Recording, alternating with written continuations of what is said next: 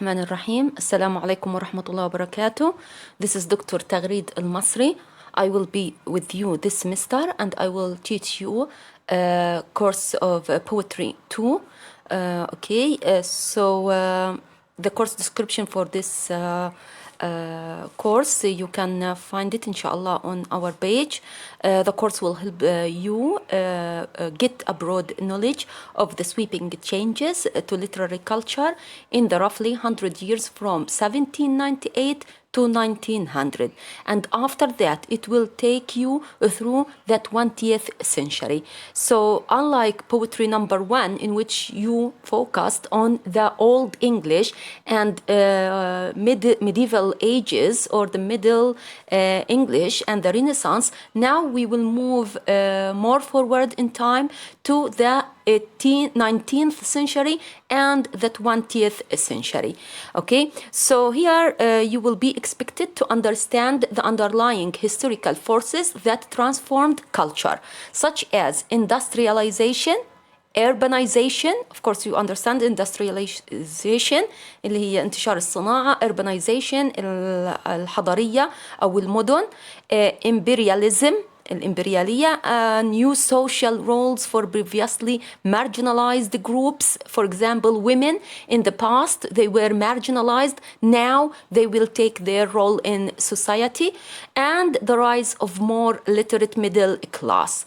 And within this history, literary phenomena from Romanticism to aestheticism are important to understand as local reactions to both social and cultural developments. So actually we will see how the changes in society, in politics, in religious beliefs, in philosophical beliefs, how actually in industry, in science, in all aspects of life, how those aspects or the changes in those aspects were reflected on poetry and its purposes or central themes. Also, our course will focus on the 20th century poetry. It looks at the changing values of the new century and some of the poets of World War I and their deception and disgust with the war. So this is a key actually tragedy in the human history that is referred to World War I, الحرب العالمية الأولى, and World War II, الحرب العالمية الثانية, which actually destroyed and frustrated people and destroyed the countries, frustrated people, and made them feel like alienated, مغتربين, and unable to understand why that happened or the real reasons, or if there is actually a value for such a war. So the disillusionment of the post-war period led to new voices speaking up in protest against the earlier ideals, as war was now seen to be a commercial enterprise rather than a heroic and idealistic one. So instead of thinking that if you fight for your country, you are a hero, if you died, you are a martyr, you are a hero, and everybody will praise you. No, actually, today or in that time, the beginning of the 20th century, if this war is actually not sacred war, it's not moral, it's not to defend your country. Actually, with this war, I'm here referring to World War I and World War II, you are actually just protecting the interests of the capitalists and those who are the owners of the fortune or the wealth around the world. And actually, while talking during this semester, we will try to connect these ideas and values and reconstruction of understanding of heroism with our time, because actually for a number of years now we have been witnessing similar actually changes in our beliefs, understandings and values. Okay, so that's what we are going to focus on. Of course, the course finally looks at non-modernism phase. So we will talk about modernism and then non-modernism phase or post-modernism phase and contemporary poetry. Okay, you can look later to the objectives of this course, but definitely the aims of this course are not, or specific or limited to understanding English poetry, but actually you have more communication skills that you need to gain from these courses, which are related to the relative truth, and that the idea that we don't have something called absolute truth. It's relative, and what you see as real and true could be wrong and abnormal for other people. So you need to understand the opinions of the other people, to appreciate them, to accept them, and to show empathy for them, to understand them even if you don't accept them. Okay, so now let's come to the course outline. Of course, the first thing that we will do in order to start our embark on our course is that we will have brief revision of ages and schools of British poetry. It's like a short, actually, description, or just to remind you of what you did in poetry number 1 about the Anglo-Saxon age, about the Middle English age, and so on, and the Renaissance age. Okay. After that, we will go directly to the remarkable, school in literature, which started with the beginning, with the end of the 18th century, the beginning of the 19th century. So we will talk about the Romantic period, or Romanticism, or the Romantic school of literature, and more specifically with poetry. Okay, so this is the end of the 18th and the beginning of the 19th century. We will talk about one of the representative poets in the Romantic period. These are very, very popular poets: William Blake, William Wordsworth, Samuel Taylor Coleridge, Byron, Percy Bysshe, and Shelley, and we have John Keats. So all of them are very important during the Romantic period, and we will look at some of their representative poems, in which we will examine the characteristics of the Romantic period or Romantic poetry, the themes and the ideas that they focused on. Okay, after that we will go to the critical realistic period, which starts from the mid and then up to the late 19th century. Here we will talk about the Victorian age during the Queen Victoria reign. We will look at the poetry representative poets in that period, such as Alfred, Lord Tennyson, Matthew Arnold, and Thomas Hardy. Then we will talk about literary trends at the end of the 19th century. The literary trends are actually represented by naturalism, new romanticism, and aestheticism. Okay. After that, we will move to the modern period. The modern period, here we talk about the 20th century. So we will look at the social background, because the social background was actually crucial to the changes of ideas, values, and trends actually in literature and poetry. What to write about. And yes, in the past we used to write about heroism, but is it the same heroism that we will talk about in modern literature? Let's see. Okay, the philosophical ideas also. What is important, the society or the individual? Who is important? Okay, who is more important? What topics are more important for us as human beings? So we will look at these and visit them, inshallah. Of course, we will have very representative poets in that period. We will, for example, look at T.S. Eliot. T.S. Eliot is a very famous poet in English literature, and you would find that his ideas and his way of expressing the themes that he talked about in poetry, to some how you will find it similar to Mahmoud Darwish, our poet, the Palestinian poet, Mahmoud Darwish's style in writing poetry and the themes that he wrote about.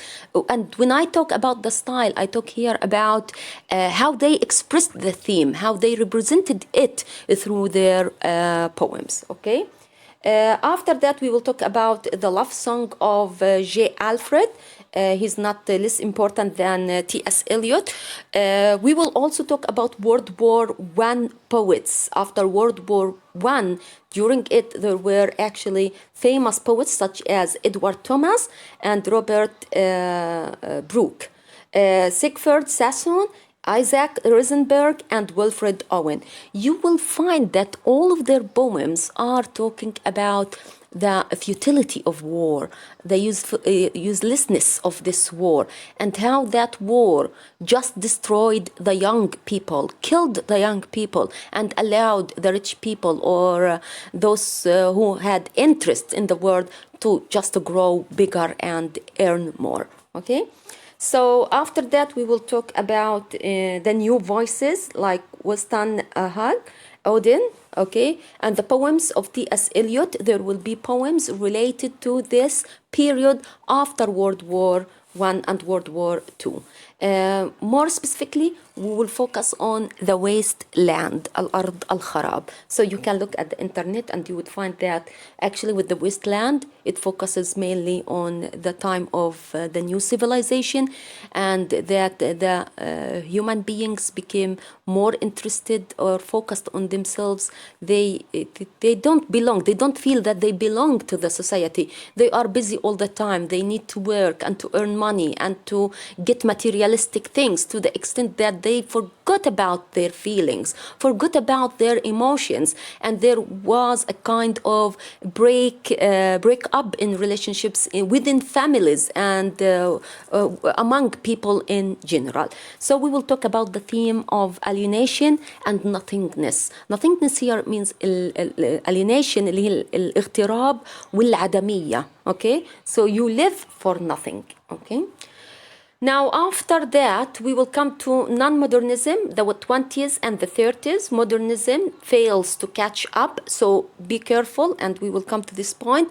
Modernism here doesn't mean modern, okay? It has nothing to do with modern, but it talks. This is actually a school which focuses on the changes, okay, that happen to poetry or to literature.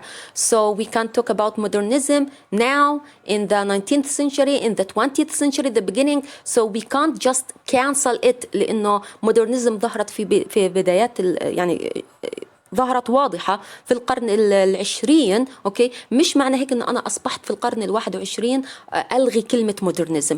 لا زالت there are key features, key characteristics for this school. It's a school. It's not. It doesn't have anything to do with modern, new, or modern, the opposite of old. Okay, so just keep this in your mind. Of course, some of the poets, W.H. Auden or Weston Hug Auden. And after that, we will, around the end of the semester, we will go to the new beginnings from the 1955 to the 1980s. We will look at some of the key poets here, Philip Larkin and Seamus Heaney. Of course, we will look at some of one or two poems from their works in order to understand the characteristics and the changes that occurred during that period. Finally, there will be, last but not least, of course, the postscript on the current and the contemporary poetry. Okay, the material, I don't have actually a specific book because we will start from the end of the 18th century, the 19th century, and the 20th century. So we will have compiled material.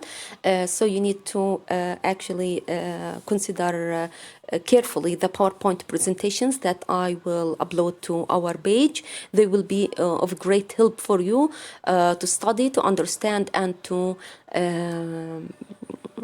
to get ready for your exams. But still, if you have any questions, if you still have a term that you don't understand, you can still consult, for example, a website called Spark Notes. It's an amazing, actually, website for literature. Or you can just Google it. You will find plenty of pages focusing on the literature and poetry, the English poetry in all ages, okay? As you know, you have now experience of the virtual learning, التعلم الإلكتروني, and you know that we have quizzes for the midterm. Instead of the midterm, we have quizzes, 2 quizzes, and we will have assignments that I will ask you to write and submit on specific times, and we will have the final, inshallah. So thank you. This is just a brief introduction for our course, and now we can go to the first class that we have today. So just a minute, I'll start the PowerPoint presentation. Okay, so again, welcome. I will now start with class number 1. Class number 1, I will have at the beginning a brief revision of ages and schools of British poetry, as I told you, because I need to make like a bridge connecting you with the previous prerequisite, you know, poetry 1. So let's quickly go through these ages, and after that we will move to the Romantic period, the turn of the 18th and the 19th century. We will have a background, and we will talk about one of the Romantic poets. We will start with William Blake, inshallah. Okay, so let's go. So just to remind you of something you did on Poetry 1, the definition of poetry. So you know that poetry is written to share ideas, express emotions, and create imagery. Poetry is a type of literature that conveys a thought. So you have a thought in your mind, a thought about something, maybe something, love for something, hatred for something, you want to criticize something, you want to lament somebody, for example. So you describe a scene or tell a story in a concentrated lyrical arrangement of words. Then you may want to describe a scene. يعني مثلا كنت بالغابة مثلا وحابب أوصفها، فالوصف بتاعي يكون على شكل قصيدة مسجعة، قصيدة مقفية، بأي طريقة تظهر المشاعر اللي عندي.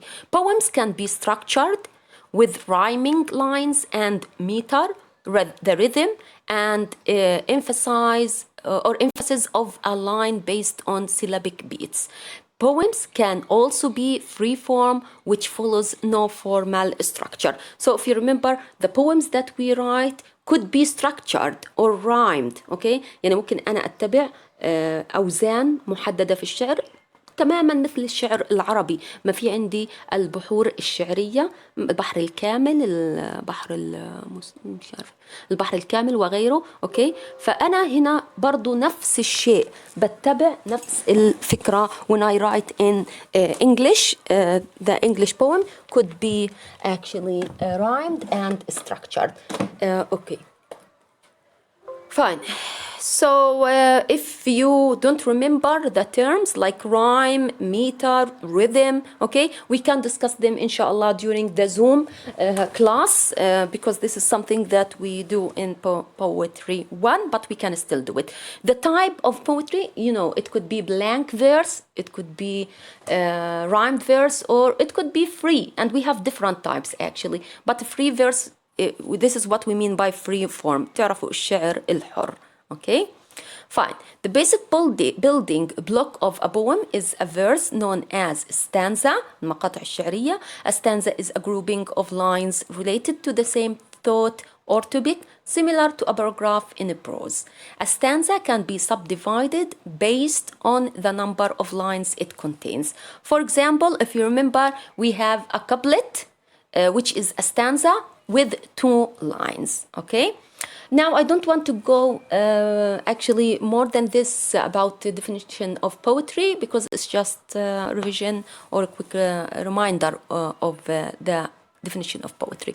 So let's just remember that we talked about, you talked about Old English, which is Anglo-Saxon period from 450 to the 11th up to the 11th century, 1066. And then you talked or learned about Middle English period, the Middle English period or the medieval ages. Here we talk about 1066 to 1500, you can say 1500.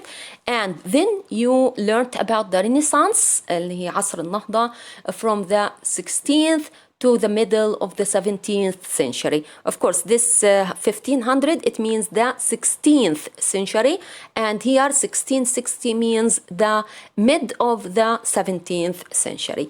And you learned about the New Classical period. New Classical, it means that the classical works, the poets tried to imitate them and to create something similar to them. And this happened during the 17th century up to the end of the 18th century. Okay.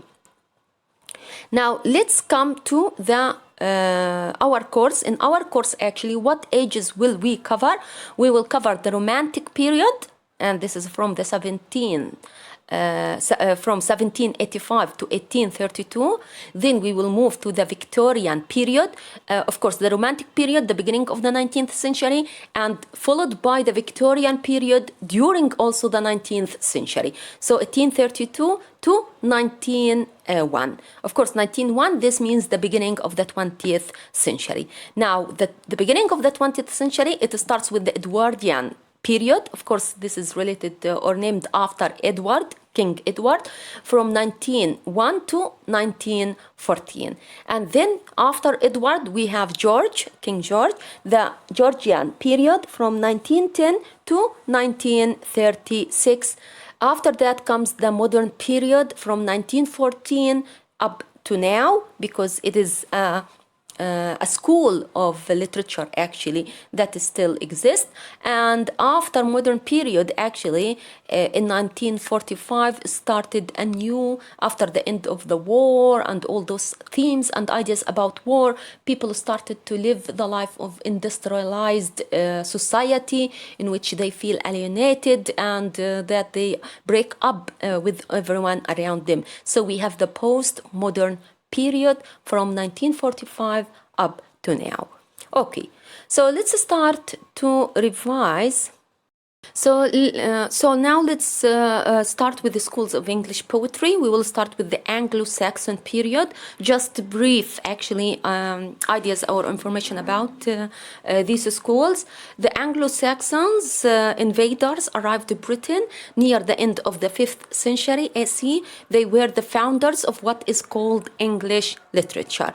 So some poetry, some of the poetry during the Anglo-Saxon period was heroic, in which they focused in their poems on heroes and monsters. If you remember from Poetry 1, those heroes were of a great feast or courage, and they went through amazing adventures, dangerous, but actually they were always winners. Okay, and the monsters, if you remember in Beowulf, so there was the Grendel.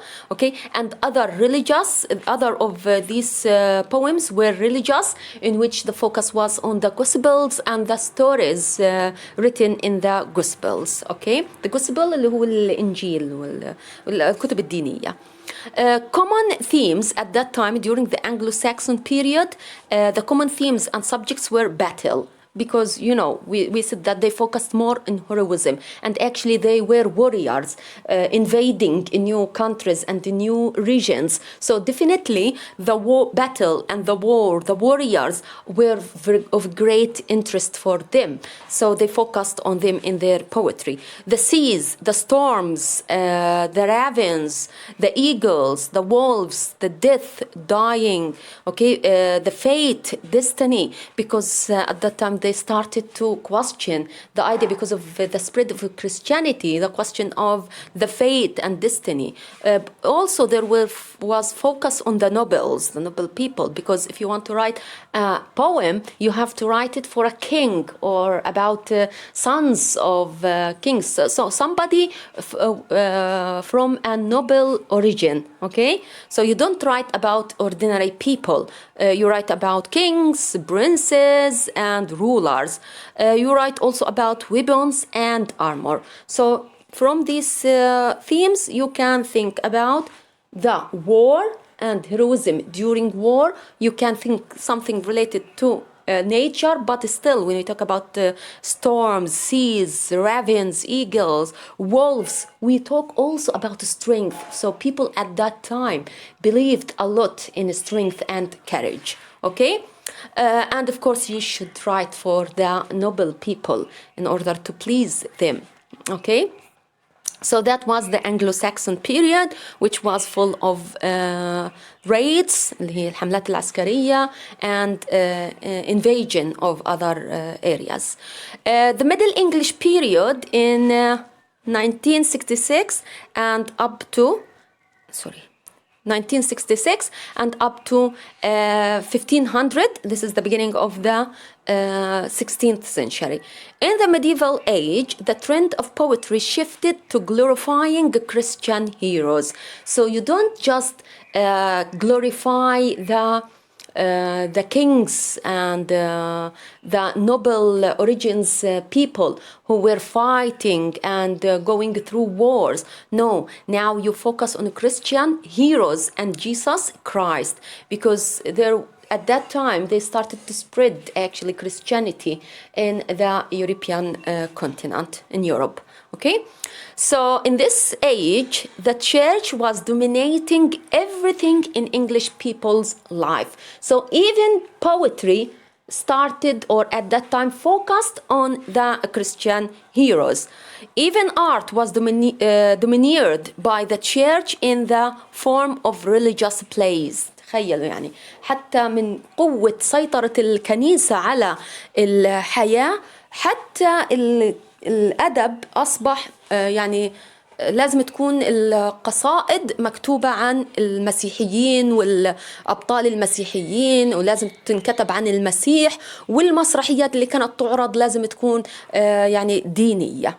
Okay? As well as heroic poetry بالإضافة للشعر البطولي. Those plays were performed by monks. Monks, what do you mean by monks? The monks are the priests. اللي هم إيش بسموهم هذول؟ The monks, the priests, or those who serve the church. Okay? In the church, and heroic poetry was also written by them. Okay? اللي هم الرهبان. Okay? The monks هم الرهبان.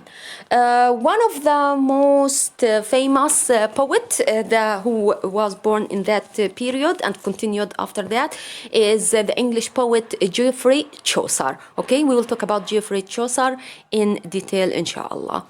After that comes the English Renaissance from the 16th century to the mid of the 17th century.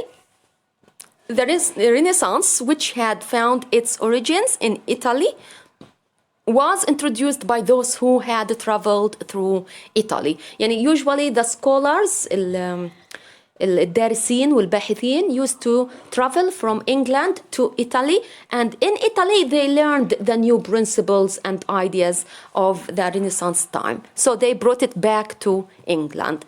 The English Renaissance started in the first half of the 16th century, and one of the famous poets at that time is to continue Geoffrey Chaucer, because he had made changes actually to the English poetry. We have also Sir Thomas Wyatt, Edmund Spenser, Robert Frost. And definitely during the English Renaissance, we have the sonnets of Shakespeare. Okay? The new classical period, and that was from the 1600 up to the 1785. The new classical period is also subdivided into ages, including the Restoration. Restoration, if you remember, this is after the fire, the London fire, when everything was destroyed and then it was restored. So it is called the Restoration Age, from the 1660 to 1700. The Augustan Age, so we have the Restoration Age, the Augustan Age, in 1700 up to 1745, and the Age of Sensibility from 1745 up to 1785. The Restoration, what was more actually popular during the Restoration time are the comedies of manner.